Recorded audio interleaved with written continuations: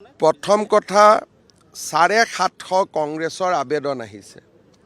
কংগ্ৰেছে ক'লে আমাৰ ৰেকৰ্ড আবেদন আহিছে, কিন্তু লগত নকলে যে ৰেকৰ্ড মিয়াৰ আবেদন আহিছে। 750ৰ 600 গৰাকীয়ে মিয়া টিকট বিচাৰা, কিন্তু আমাৰ দুই এজনে প্ৰচাৰ কৰি দিলে যে এইবাৰ কংগ্ৰেছত অভিলেখ সংখ্যক প্ৰাৰ্থী আহিছে। প্ৰাৰ্থী আহিলেই নহ'ব, প্ৰাৰ্থী ক'ৰ পৰা আহিছে? প্ৰাৰ্থী অকল মিয়াসকলৰ পৰা আহিছে।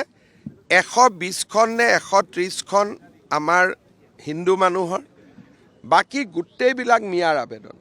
তাৰমানে মিয়াৰ এটা উজান উঠিছে ৰাজীৱ ভৱনত।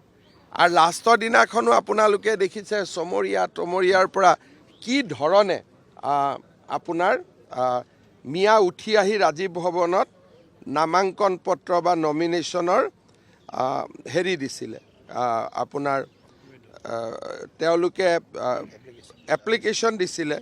আৰু দুই এজনে সেইটোকে ভাবিলে যে এইটো বহুত ডাঙৰ এপ্লিকেশ্যন আহি গ'ল।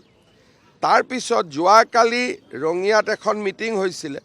মই প্ৰথমতে মিটিংখনৰ বিষয়ে জানা নাছিলোঁ। পিছত গধূলি মোক গোটেই মিটিংখনৰ যেতিয়া কোনোবাই ফটো দিলে, মই নিজে আচৰিত হৈ গ'লোঁ যে এইখন কংগ্ৰেছৰ মিটিং হোৱা নাছিল, এখন ইজতেমা হৈ আছিলে। তাত মিটিং কম, ইজতেমা বেছি। সেইকাৰণে কংগ্ৰেছ পাৰ্টিটো আমাৰ ধৰ্ম, সংস্কৃতি, আমাৰ ঐতিহ্য সকলোৰে কাৰণে এটা প্ৰত্যাহ্বান হৈ উঠিছে। আৰু এই পাৰ্টিটোক আমি যিমানেই ইলেকশ্যনত পৰাজিত কৰিব পাৰিম, সিমানেই দেশ আৰু জাতি সুৰক্ষিত হ'ব।